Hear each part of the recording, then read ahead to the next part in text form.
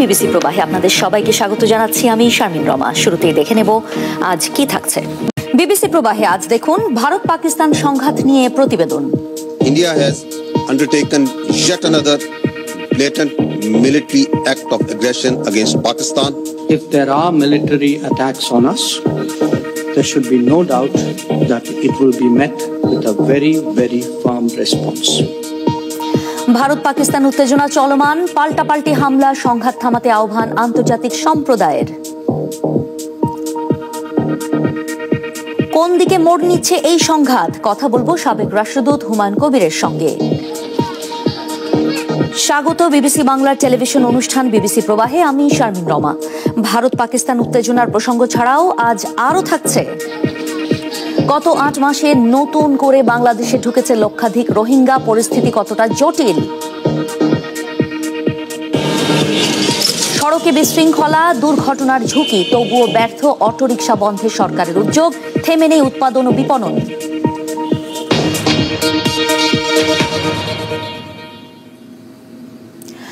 ভারত পাকিস্তানের মধ্যে এখনো উত্তেজনা বিরাজ করছে। বুধবার রাতেও ঘটেছে পাল্টাপাল্টি হামলার ঘটনা, যেখানে একে অন্যের ড্রোন ভূপাতিত করার দাবি করেছে দেশ দুটি। এদিকে ভারত ও পাকিস্তানকে সংঘাত থামিয়ে শান্তির লক্ষ্যে কাজ করার আহ্বান জানিয়েছে আন্তর্জাতিক সম্প্রদায়। আরো জানাচ্ছেন বিবিসির তারেকুজ্জামান শিমুল। অপারেশন সিন্দুরকে কেন্দ্র করে ভারত ও পাকিস্তানের মধ্যে এখনও উত্তেজনা বিরাজ করছে। কাশ্মীর সীমান্তে বুধবার রাতভর দুদেশের সেনাদের মধ্যে গোলাগুলি হয়েছে বলে খবর পাওয়া যাচ্ছে। ভারতের কর্মকর্তারা জানিয়েছেন, পাকিস্তান ড্রোন ও ক্ষেপণাস্ত্র ব্যবহার করে ভারতের বেশ কয়েকটি সামরিক লক্ষ্যবস্তুতে আঘাত হানার চেষ্টা করেছে, কিন্তু লক্ষ্যবস্তুতে আঘাত হানার আগেই সেগুলো ধ্বংস করা হয়েছে বলে দাবি করেছেন তারা। জবাবে পাল্টা হামলা চালিয়ে পাকিস্তানের বেশ কয়েকটি স্থানে বিমান প্রতিরক্ষা ব্যবস্থা বিকল করা হয়েছে বলেও দাবি করেছেন ভারতের কর্মকর্তারা। পাকিস্তানও জানাচ্ছে যে 7 মে রাতে তাদের বেশ কয়েকটি এলাকায় আবারও ড্রোন হামলার চেষ্টা করা হয়েছে। তবে সেই হামলায় বিমান প্রতিরক্ষা ব্যবস্থা বিকল হয়েছে কিনা সে বিষয়ে স্পষ্ট করে কিছু বলেনি পাকিস্তান। দেশটির কর্মকর্তারা উল্টো দাবি করেছেন, ভারতের পাঠানো ড্রোনগুলোর মধ্য থেকে ইতোমধ্যেই কমপক্ষে 25টি ড্রোন ভূপাতিত করা হয়েছে। The night of 7th and 8th May. গত 7 এবং 8 মে ভোর পর্যন্ত ভারত একাধিক স্থানে হেরোপ ড্রোন পাঠিয়ে পাকিস্তানের বিরুদ্ধে আরও একটি স্পষ্ট সামরিক হামলা চালিয়েছে। পাকিস্তানের সামরিক বাহিনী সর্বোচ্চ সতর্কতার সঙ্গে সেগুলোর বিষয়ে ব্যবস্থা নিয়েছে। এখন পর্যন্ত বিভিন্ন স্থানে 12টি হেরোপ ড্রোন ধ্বংস করেছে। Have so far neutralized. এদিকে অপারেশন সিন্দুরের বিষয়ে জানাতে বুধবার সর্বদলীয় বৈঠক করেছে মোদী সরকার। সেখানে কংগ্রেস সহ ভারতের বিরোধী দলগুলো সরকারের পদক্ষেপের প্রতি পূর্ণ সমর্থন জানিয়েছে বলে জানা যাচ্ছে। অভিযানটিকে চলমান অভিযান বলে বর্ণনা করেছেন ভারতের প্রতিরক্ষা মন্ত্রী রাজনাথ সিং। তবে তিনি জানিয়েছেন, ভারত এখন আর নতুন করে কোনো হামলা চালাতে চায় না। তবে পাকিস্তানের সেনারা ভারতে হামলা চালালে সেটার সমুচিত জবাব দেওয়া হবে বলেও হুঁশিয়ার করেছেন তিনি। একই কথা বলেছেন ভারতের পররাষ্ট্রমন্ত্রী এস জয়শঙ্কর। আমরা উত্তেজনা বাড়াতে চাই না, তবে আমাদের বিরুদ্ধে সামরিক কোনো পদক্ষেপ নেওয়া হলে আমরা যে সেটার কড়া জবাব দেব সেই বিষয়ে কোনো সন্দেহ নেই।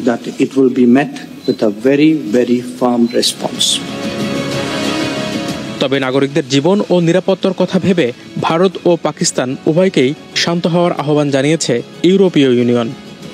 শান্তিপূর্ণ সমাধানে দুপক্ষকে সংলাপে বসারও আহ্বান জানিয়েছে সংস্থাটি। পাকিস্তানের হামলায় এখন পর্যন্ত 16 জন নিহত এবং অর্ধশত আহত হয়েছে বলে ভারত সরকারের পক্ষ থেকে জানানো হয়েছে। অন্যদিকে ভারতের হামলায় 31 জন নিহত এবং অর্ধশত আহত হয়েছে বলে জানিয়েছে পাকিস্তান। তারেকুজ্জামান শিমুল, বিবিসি বাংলা। স্টুডিওতে আছেন সাবেক রাষ্ট্রদূত হুমায়ুন কবির, আপনাকে ধন্যবাদ বিবিসি প্রবাহে যোগ দেওয়ার জন্য। পরিস্থিতি আসলে কোন দিকে গড়াচ্ছে, কতদূর যাবে দেশ দুটি, কি মনে হয় আপনার? 2 স্তরে যদি আমরা দেখি, ধন্যবাদ আপনাকে। একটা হচ্ছে যে ধরেন কূটনৈতিক পর্যায়ে একটা চাপ আছে, সেটা আন্তর্জাতিক পর্যায়ে থেকেও আছে। আমার ধারণা 2 দেশও এক ধরনের চাপে আছে, যেটা আমরা দেখতে পাচ্ছি যে দুপক্ষ থেকেই বলা হচ্ছে যে আমরা এসকালেট করতে চাই না, বাড়াতে চাচ্ছি না।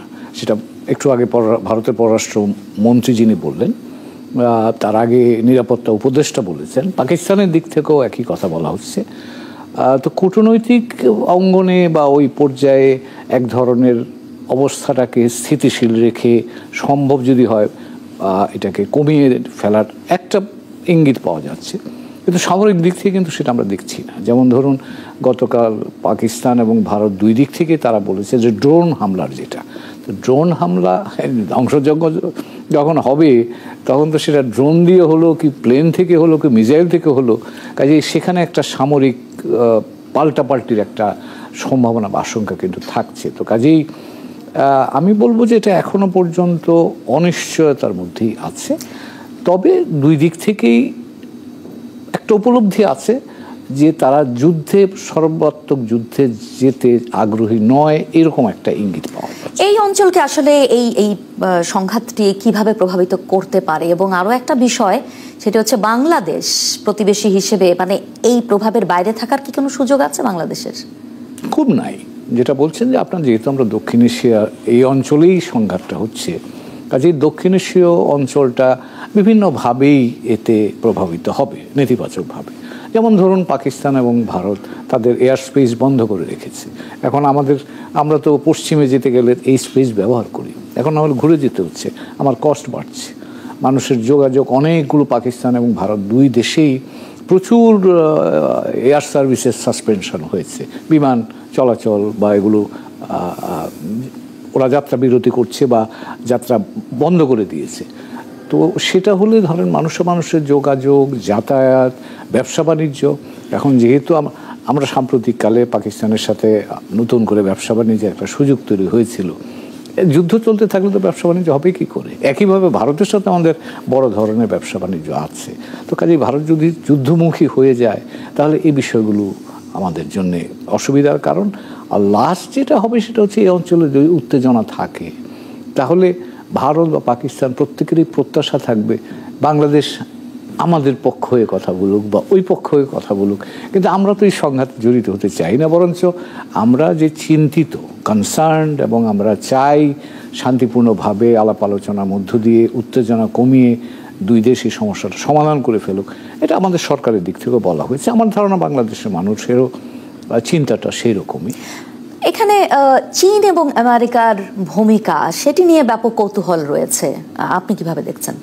চীন এখানে আমার ধারণা যে চীনারা পাকিস্তানের প্রতি তাদের একটা প্রচ্ছন্ন সমর্থন আছে, কিন্তু তারা প্রকাশ্যে কিন্তু বলছে তারাও কনসার্ন এই উত্তেজনা বা এই যে সংঘাতটা শুরু হয়েছে।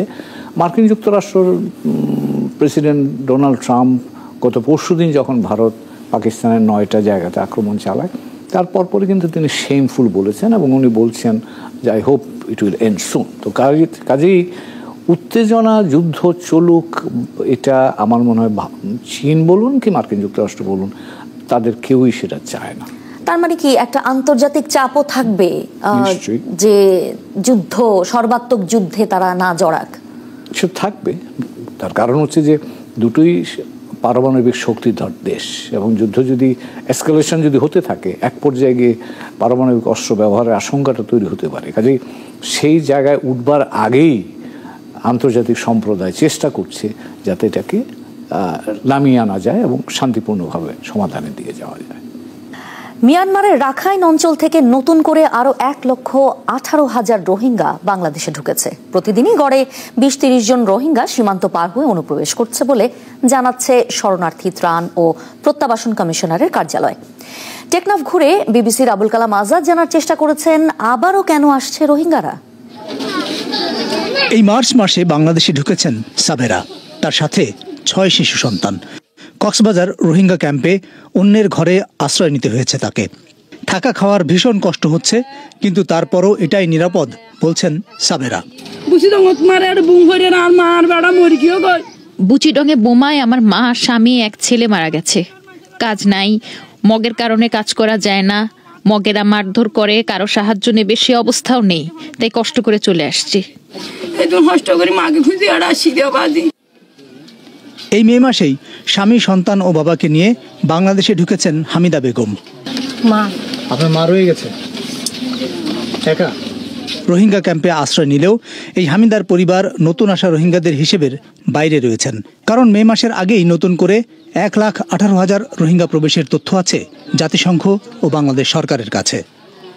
নতুন আসা রোহিঙ্গাদের সঙ্গে কথা বলে যেটি জানা যাচ্ছে যে তারা মিয়ানমারে আরাকান আর্মির দ্বারা নানা রকম অত্যাচার নির্যাতনের শিকার হয়ে বাধ্য হচ্ছেন বাংলাদেশে চলে আসতে।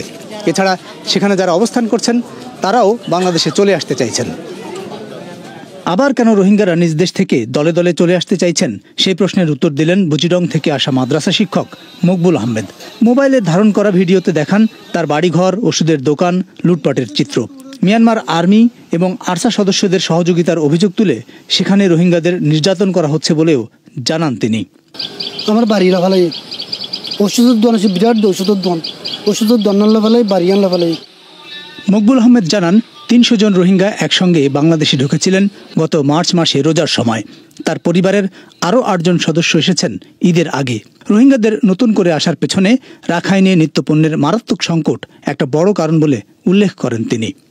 না ওষুধ আছে, না ডাক্তার আছে, না হসপিটাল আছে, না খাদ্য আছে। বুচিডংয়ে নিত্যপণ্যের দাম মিয়ানমার মুদ্রায় কত সেটিও তুলে ধরেন মকবুল আহমেদ। মিয়ানমারের টাকা ১৭ কিয়াতের মান বাংলাদেশে ১ টাকার সমান। পেঁয়াজ ৭০,০০০, ১ লাখ 2 কেজি। 2 কেজির দাম ৭০,০০০। আর মরিচ ৮০,০০০, ১ লাখ।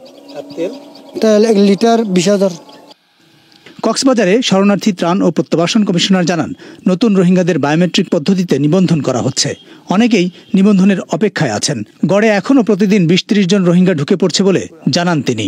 আরাকান আর্মি যখন মংডুকে দখল নেওয়ার চেষ্টা করে তখন মূলত এই রোহিঙ্গাদের আগমনটা বেড়ে যায় এবং এটি গত মে জুন থেকে শুরু হয় এবং জুলাই, আগস্ট, সেপ্টেম্বর এই সময়টাতে আরও বেশি আসে এবং বিশেষ করে আমাদের সীমান্তে কিছুটা শিথিলতা দেখা দেয় যখন বিজিবিকে আইন শৃঙ্খলার জন্য বিভিন্ন জায়গায় চলে যেতে হয়, সেই সময়টাতে অনেক লোক ঢুকে পড়ে।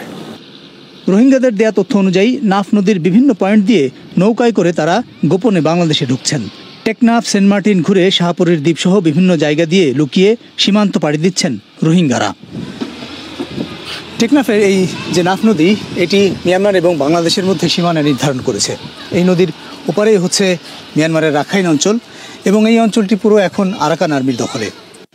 রোহিঙ্গা প্রত্যাবাসন প্রশ্নে মিয়ানমার সরকারের পাশাপাশি আরাকান আর্মির সঙ্গেও যোগাযোগের চেষ্টা চলছে বলে ইঙ্গিত দিচ্ছে বাংলাদেশ। আমাদের আলটিমেট আসলে টার্গেটটাই তো হচ্ছে প্রত্যাবাসন, সুতরাং যে কোনো অ্যাক্টরই থাকুক না ফিল্ডে আমাদের সাথে তাদের যোগাযোগ রক্ষা করতে হবে। জাতিসংঘ শরণার্থী সংস্থা জানাচ্ছে নতুন পুরনো মিলিয়ে রোহিঙ্গাদের মৌলিক চাহিদা পূরণ করা কঠিন হচ্ছে। তবে এসব রোহিঙ্গাদের নিজ দেশে ফেরত পাঠানোর মতো পরিস্থিতি এখনো হয়নি।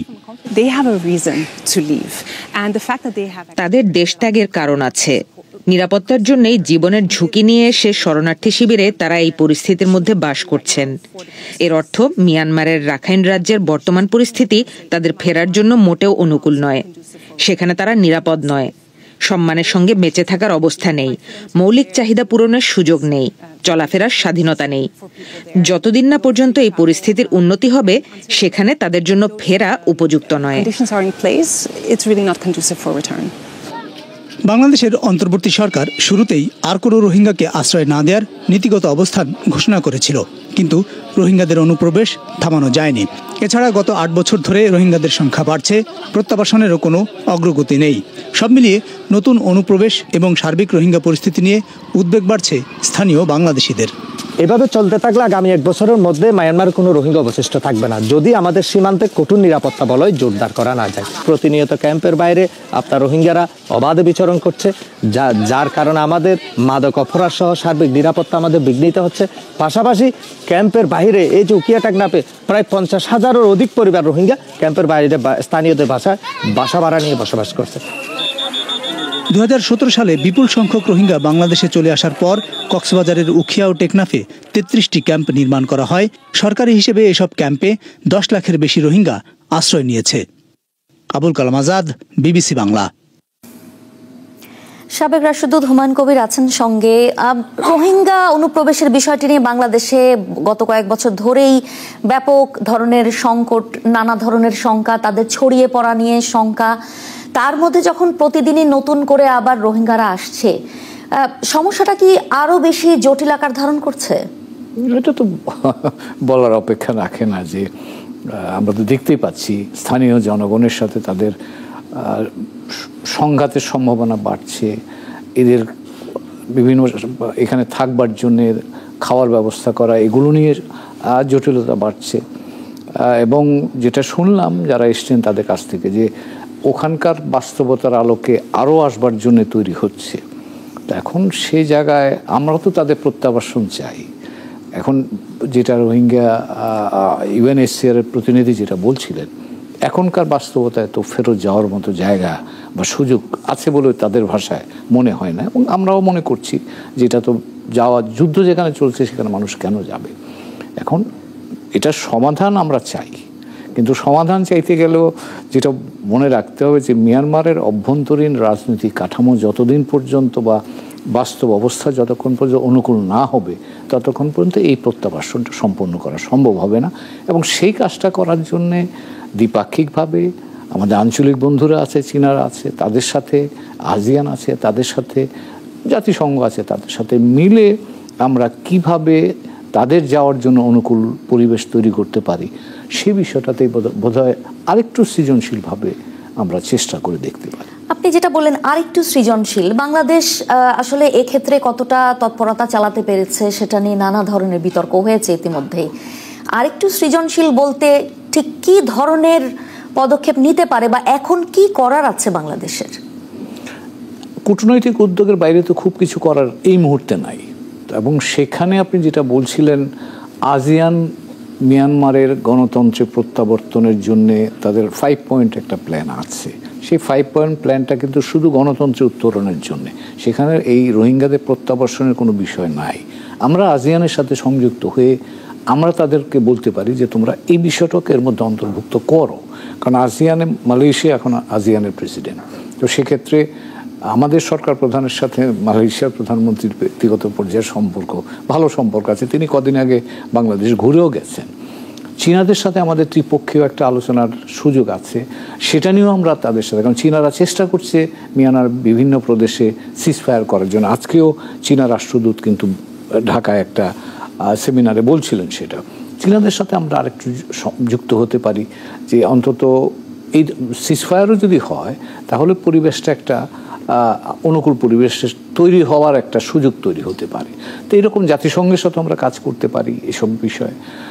যত রকমের সৃজনশীলতা, কূটনৈতিক সৃজনশীলতার সুযোগ আছে সবগুলোকে ব্যবহার করা প্রয়োজন। বাংলাদেশের সীমাবদ্ধতা আসলে কোথায়? এখানে আমাদের কয়েকটা সীমাবদ্ধতা তো আছেই। ধরেন আমরা কখনোই অন্য কোনো দেশের অভ্যন্তরীণ বিষয় নিয়ে বড় একটা আগ্রহী হই না যতক্ষণ পর্যন্ত এটা আমাদের পররাষ্ট্র নীতি বা আমাদের গায়ের উপর এসে পড়ে। আমার ধারণা রোহিঙ্গা এই সমস্যাটা আমাদের গায়ের উপর পড়ে এসে গেছে, সেহেতু আমাদের নতুন করে ভাবতে হবে যে আমরা আগে যেভাবে চিন্তা করতাম সেভাবে চিন্তা করলে এরকম সমস্যার সমাধান করা যাবে, নাকি আরেকটু ভিন্নভাবে আমাদের চিন্তা করতে হবে। এবং সেই জায়গাটা আমার ধারণা বাংলাদেশের একেবারে সরকার প্রধান থেকে শুরু করে বিভিন্ন আমাদের মন্ত্রণালয় আছে, বিভিন্ন সংস্থা আছে, সমন্বিত একটা সিদ্ধান্ত প্রয়োজন। কারণ এটা একটা জাতীয় সিদ্ধান্ত। কারণ আমরা অন্য রাষ্ট্রে কি ভাবছে, তাদের অভ্যন্তরীণ বিষয়ে আমাদের কতটা আগ্রহ নেব কি নেব না, সেই জায়গাটা কিন্তু যথেষ্ট চিন্তার জায়গা। আপনাকে ধন্যবাদ বিবিসি প্রবাহে কথা বলার জন্য। বাংলাদেশে ব্যাটারি চালিত অটোরিকশা নিয়ে নানা উদ্বেগের মধ্যে দেশটির সরকার কয়েকবার এই বাহনটি বন্ধের চেষ্টা করেও পরে চালকদের প্রতিবাদে সেই সিদ্ধান্ত থেকে সরে এসেছে। ঢাকা সহ সারা দেশে যেভাবে ব্যাটারি চালিত 3 চাকার এই যানবাহন ছড়িয়ে পড়েছে, তাতে করে বারবার প্রশ্ন উঠছে কেন এটি নিয়ন্ত্রণ করা যাচ্ছে না। তাফসির বাবুর প্রতিবেদন। ঢাকার বসিলায় এটি একটি অটোরিকশা বিক্রয়ের দোকান। বাইরে সাজানো ব্যাটারি চালিত রিকশা দেখে বিক্রয় কেন্দ্র মনে হলেও বাস্তবে এটি একটি ওয়ার্কশপ। মূল দোকান পেরিয়ে ভেতরে ঢুকতেই দেখা গেল সেখানে অটোরিকশা বানানোর সব উপকরণ। সারি সারি করে রাখা আছে রিকশার লোহার কাঠামো, চাকা থেকে শুরু করে ব্যাটারি এবং মোটর সবই আছে। রিকশা বানানোর কাজও চলছে পুরো দমে। একটা গাড়ি ধরেন, এই ধরনের একটা গাড়ি তৈরি করতে আমাদের মোটামুটি 70-72 হাজার টাকা খরচ হয়। তখন আমরা এটা 5-7 হাজার টাকা লাভে বিক্রি করি। ওয়ার্কশপের মালিক জানাচ্ছেন সেখানে তারা মূলত করেন ফিটিংয়ের কাজ, যার সবকিছুই সংগ্রহ করা হয় খোলা বাজার থেকে। মোটরের সাথে যে সমস্ত আরও পার্টসপাতি আছে, সম্পূর্ণ মালগুলো কিন্তু চাইনিজ মাল। তো আমরা মার্কেটের থেকেই কিনি।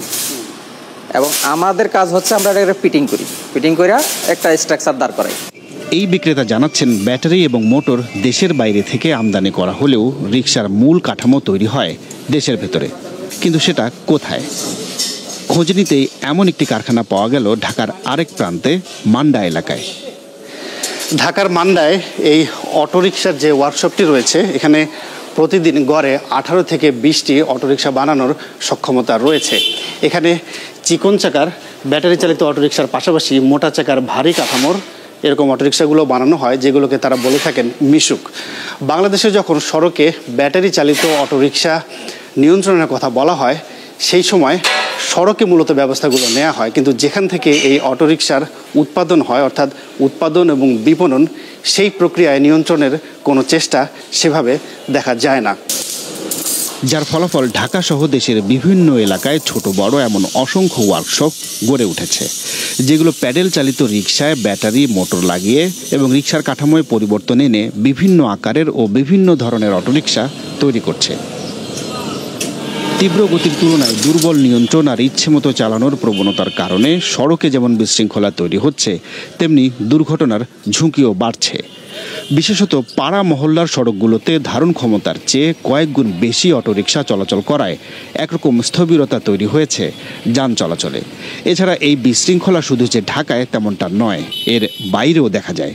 বিশেষত মফস্বল শহরগুলোতে এখন দুর্ঘটনা আর দীর্ঘ যানজটের বড় কারণ অটোরিকশা। এর মধ্যেই সরকার গত 1 বছরে 2 বার সড়কে অটোরিকশা বন্ধের চেষ্টা করলে সরকারের হঠাৎ সেই উদ্যোগ সফল হয়নি, কারণ এর বিরুদ্ধে বিপুল সংখ্যায় চালকেরা নেমে এসেছিলেন রাস্তায়। সরকার বদ্ধ করলে একবার 6 মাস 1 বছর টাইম দিয়ে একটা বদ্ধ করার চেষ্টা করে, সেটা তো করতেছে না। হঠাৎ করে রাস্তায় ঘাটে ধরে এদিকে ধরলে 2000, 3000, 1300, 1200 টাকা দিয়ে তার চলে আনে।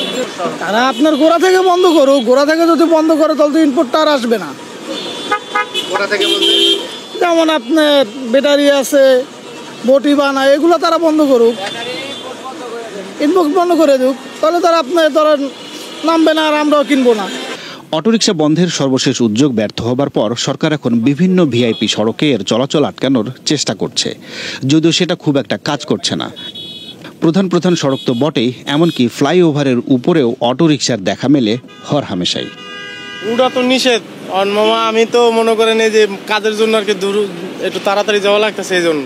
সব মিলিয়ে যে অবস্থা, তাতে করে সরকার এখন কি করবে জানতে চাইলে সড়ক পরিবহন উপদেষ্টা টেলিফোনে বিবিসিকে জানান, অটোরিকশা আপাতত নিষিদ্ধ হচ্ছে না, তবে এর নিয়ন্ত্রণের উপায় খোঁজা হচ্ছে। মানুষের জীবন জীবিকা তো আর নিষিদ্ধ করা যায় না, কিন্তু এগুলো স্থানীয় সরকার এটা আলাদা একটা ক্যাটেগরি ক্রিয়েট করে এটা মন্ত্রণালয় এটা ডিল করবে, ওরা ডিল করবে, এবং ওরা ওই যে ঢাকার যেগুলো মেইন প্রধান সড়ক যেগুলো সেগুলো আসতে পারবে না। এটাই লাইসেন্স আওতা আনবে কি আনবে সেটা স্থানীয় সরকার মন্ত্রণালয় দেখবে। তবে যে উপায় বের করা হোক, এর জন্য আলাদা নীতিমালা এবং নিয়ন্ত্রণ না থাকলে সেটা ব্যর্থ হবে বলে মনে করেন এই বিশেষজ্ঞ।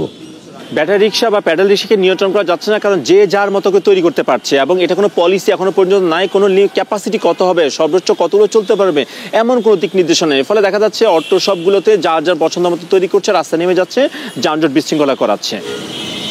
অটোরিকশাকে নিরাপদ রাখা এবং বৈধ যানবাহন হিসেবে স্বীকৃতি দেওয়ার উপায় আছে, কিন্তু বাংলাদেশের সমস্যা হচ্ছে এই উপায় বের করার আগেই অটোরিকশায় ছেয়ে গেছে বিশেষত শহরগুলো। এর উৎপাদন, বিপণন এবং পরিচালনায় যুক্ত হয়ে গেছেন লাখ লাখ মানুষ। ফলে দুর্বল সক্ষমতা নিয়ে সরকার তার পরিকল্পনা মতো অটোরিকশার সংখ্যা কমানো এবং কারখানায় উৎপাদন নিয়ন্ত্রণ কতটা করতে পারবে তা নিয়ে সংশয় থেকেই যায়। তাফসির বাবু, বিবিসি বাংলা। সবাইকে শুভকামনা জানিয়ে আমি শারমিন রমাজ এখানেই বিদায় নিচ্ছি। ভালো থাকবেন।